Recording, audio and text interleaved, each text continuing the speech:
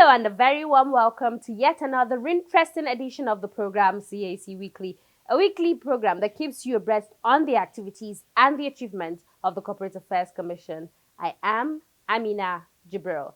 Now coming up on CAC Weekly, CAC shines at the 17th Annual International Business Law Conference of the Nigerian Bar Association section on business law. Also, NBASBL chair gives kudos to CAC, calls for closer partnership. Plus, beneficial ownership register, BOR, data collection and verification comes under focus. All of this will be right after this break. Do stay with us. The reason why Zambia decided to come here is to learn as well as to appreciate what it means to have beneficial ownership disclosure. Nigeria has always been one of those countries that we look upon as Zambia, and coming here to see what exactly has been put in place is exciting, not only for me, but for Zambia as a whole. As Zambia, we also have a beneficial ownership register, but it is not as advanced as the one that we have here. The difference is that what you have is an open one where anyone can be able to search.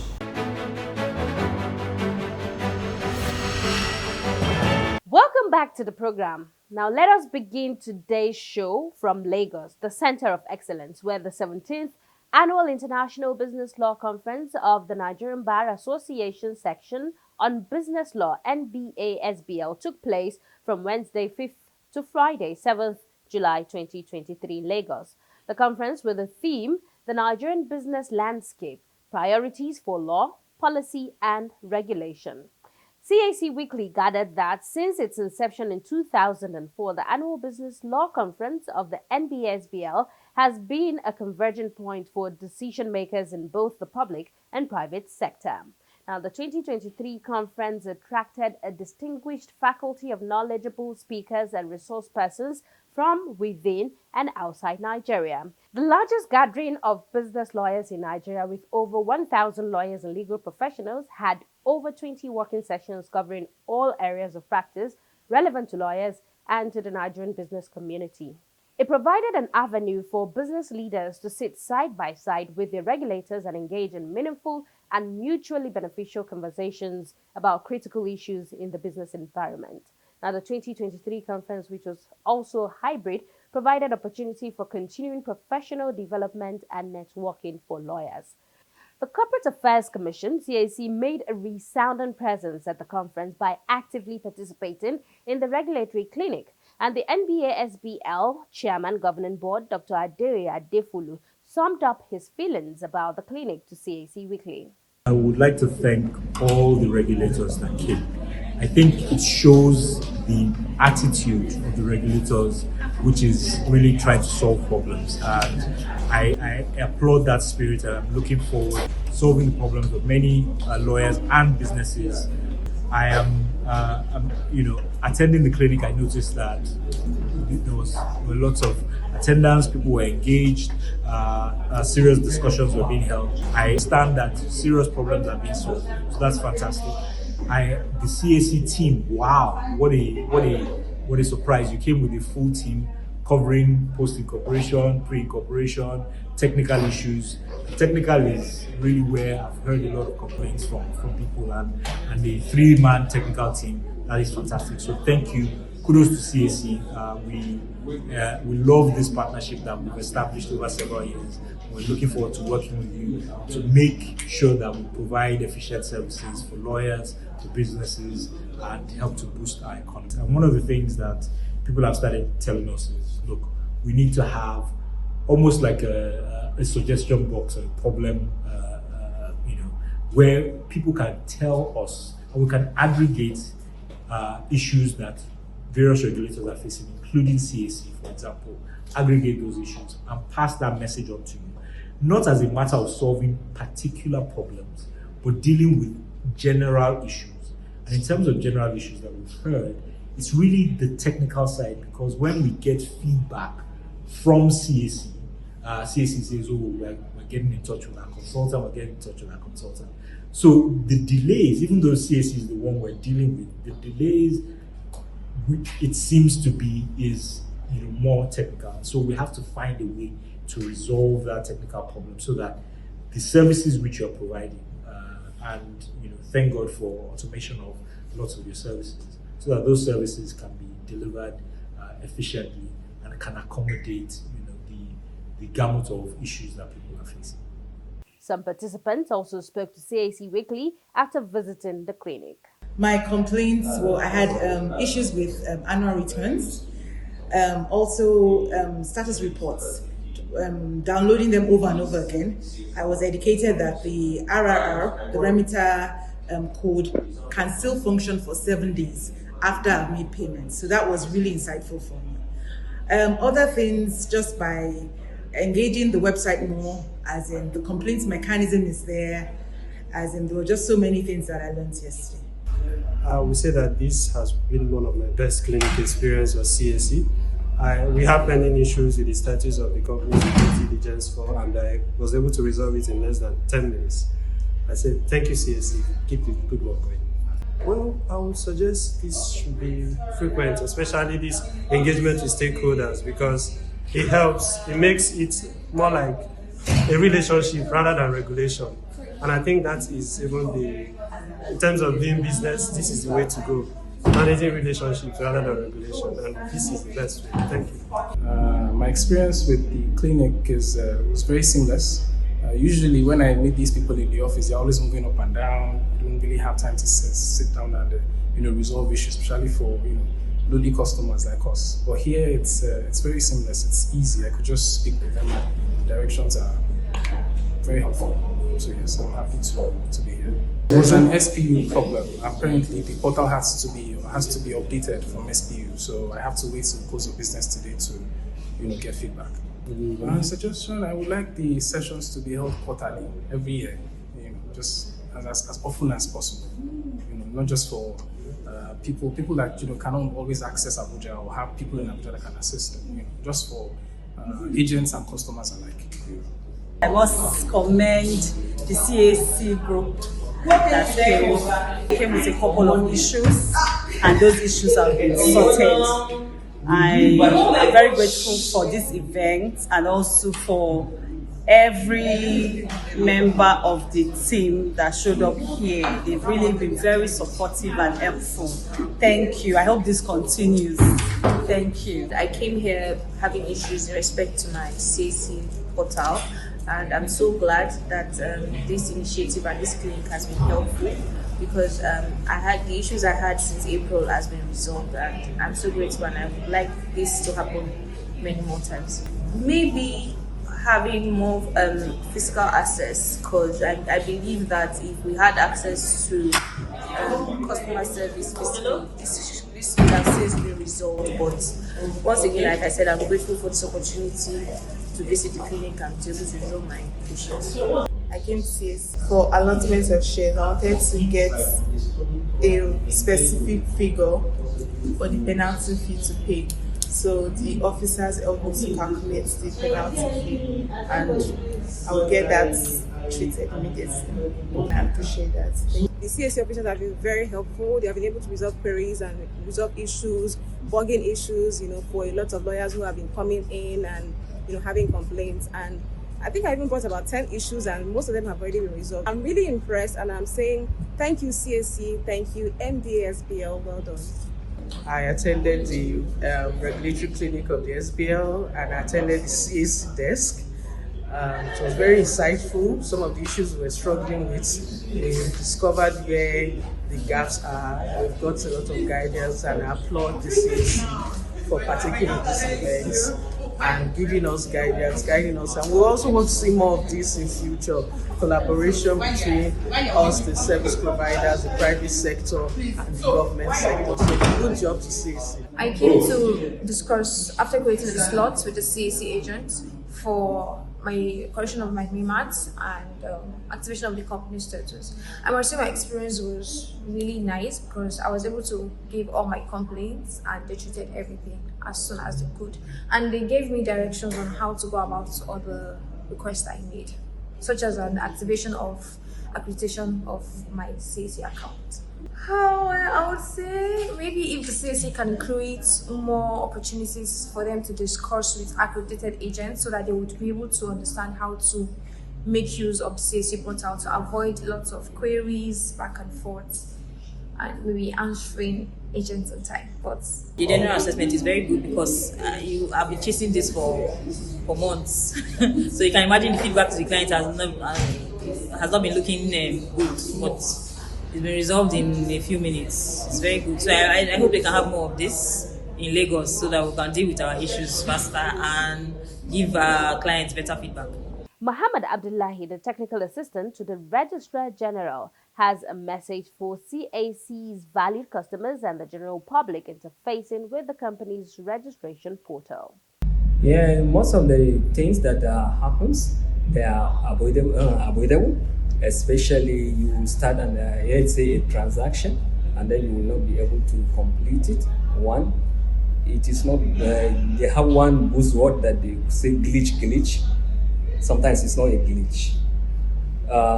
It's about the network, and the network could be from the device that they are working with, or the internet connectivity with the device that is communicating to our server. So if they start an application, they should be patient and then do it diligently and submit it. Okay, issues relating to payments, there are two ways to resolve.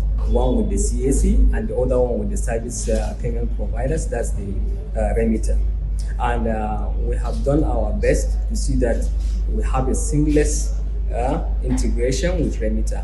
And in case where a customer made a payment and he has been debited and then the service is not given, we have check payment status. What I'm going to advise the customers, anytime they are making payment for, let's say, filing fee, they should be able to get their RRR, remitter retrieval number, so that subsequently, if they want to check the status of their payment, they will be asked to get the RRR. And the coordinator of the regulatory clinic, Oluwatoyin Oladejo, summed up her experience with the clinic. It's been great. People turned out, a lot of lawyers came and their issues were resolved, and those that were not able to resolve instantly, we actually created a channel where they could get feedback and follow up from here. And we want to say a big thank you to CAC. They've been immensely helpful with the clinic, and a lot of lawyers have been able to resolve their issues with the commission, and we are hoping that this collaboration will continue, and we are hoping that whenever we knock on the door of the commission, it will be open to us for further collaboration and work together. So this has been really helpful and impactful.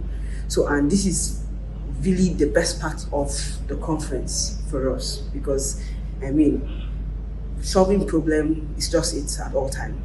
And this is good, this is great. And without the support of the regulators, we wouldn't be able to achieve a success. So we appeal to our colleagues that they should read all the updated regulations of the portal and the guidelines that are on the CRP, because the CRP has prompting. As you're filling your forms, you'll see promptings on what to do, and there are guides on the portal. So it will help you maximize the usage of the CRP. And when you encounter problem, there is a support center where you could click directly on the CRP to raise your tickets and resolve any technical glitch you're experiencing. But most importantly, read the guide on the CRP.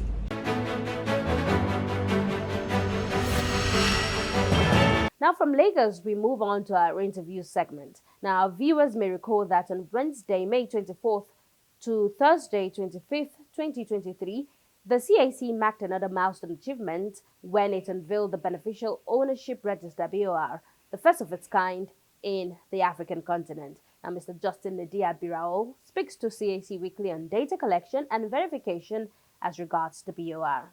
Mr. Nidia Justin Birao, many thanks for joining us on the program again. Thank you for having me. All right. I know the BR has been, that's the Beneficial Ownership Register, has been in focus for a while now. But for the purpose of those viewers who are joining us for the first time, maybe you talk us through what the concept is all about briefly. Okay, thank you for the question.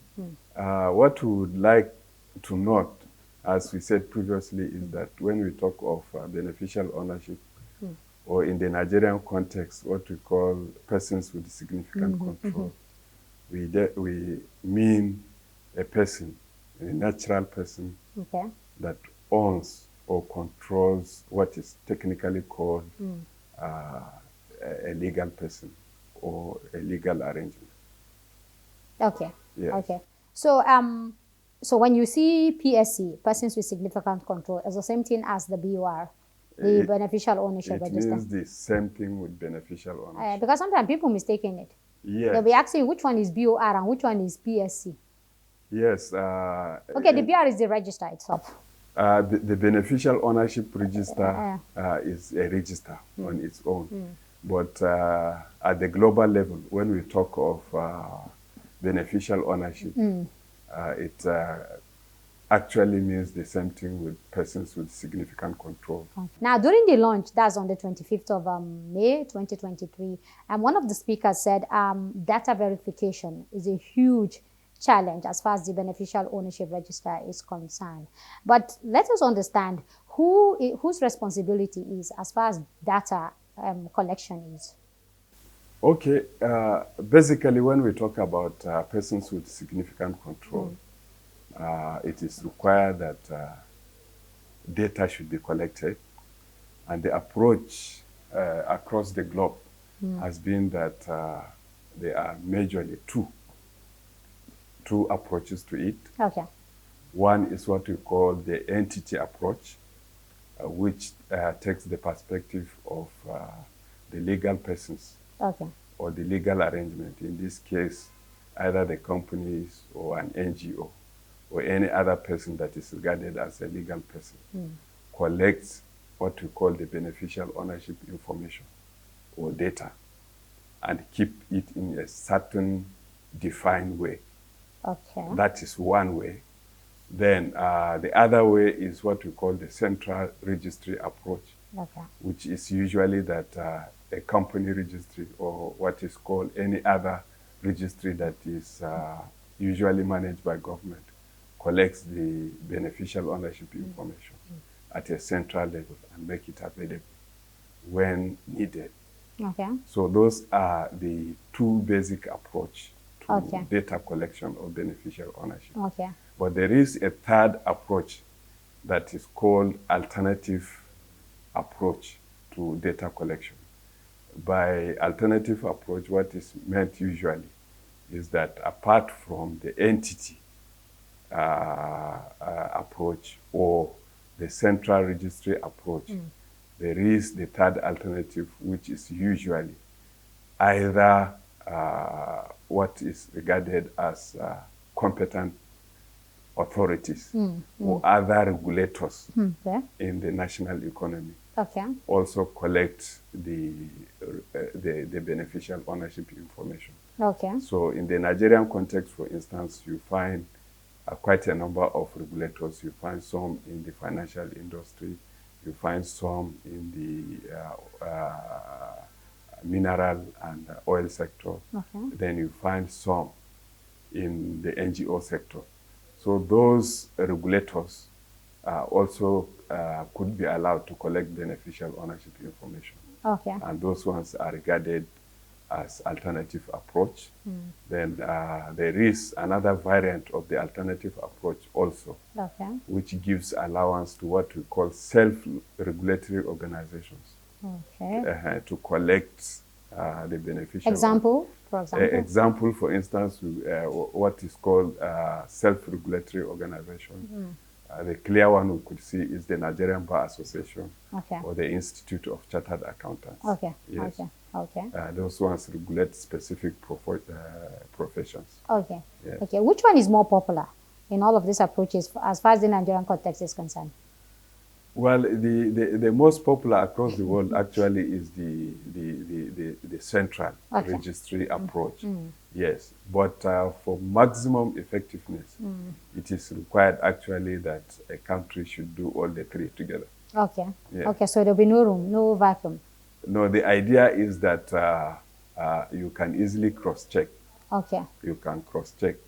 Okay. So, for instance, it is expected that under what is called customer due diligence, Okay.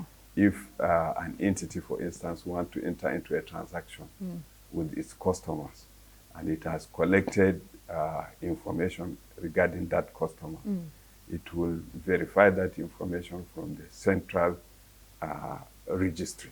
Okay. Yes, Okay. and that is why usually it is required that the central registry should be open and accessible to the members of the public. Okay. Yes. Okay. All right. So now let's come to the data quality, the quality of data itself. How do we determine that? Well, there is a standard requirement Okay. across the world that data must conform to certain standards. One of the standards is that the data must be accurate. Okay. Then the data must be adequate and it should be up to date. Okay. So Accuracy, is that not where the problem is?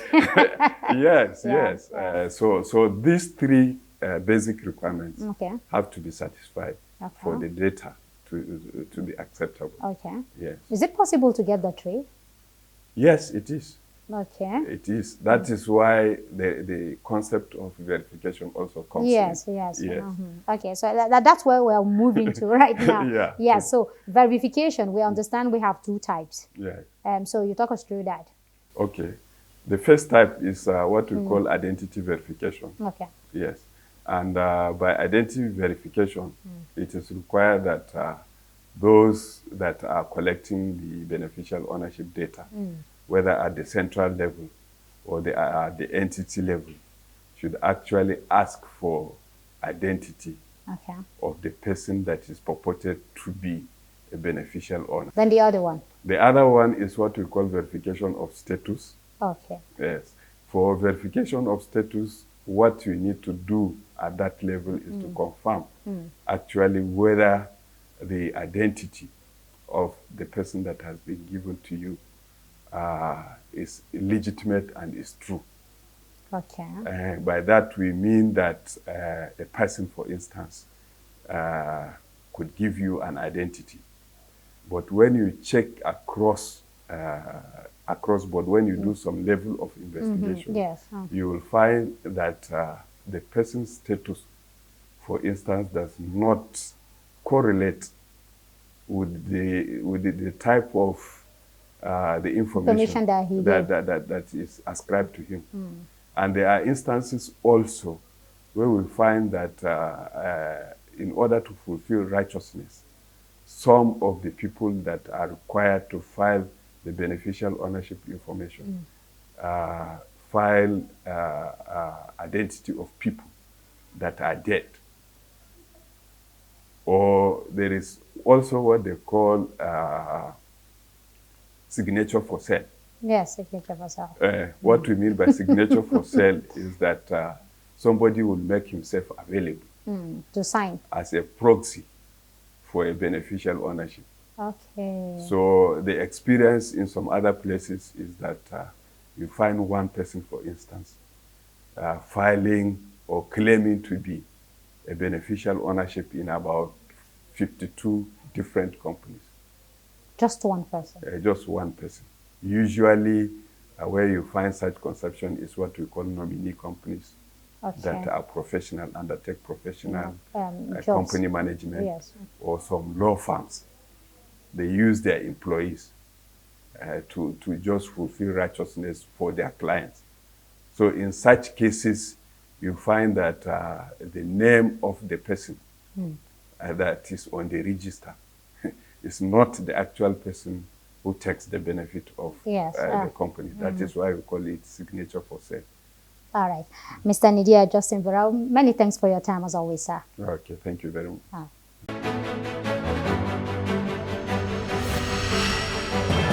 That was indeed delightful, wasn't it? And on that note, we come to the end of this week's edition of this program, CAC Weekly. We do hope you enjoyed watching. Remember, for comments and inquiries, you can please take advantage of our social media handles and our call center.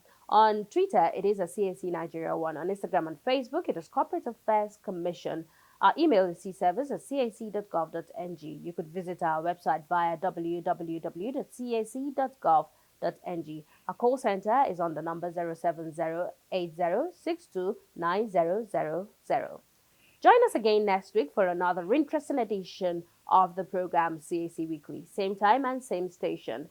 From me, Amina Jibril, and the whole team here, it is bye for now.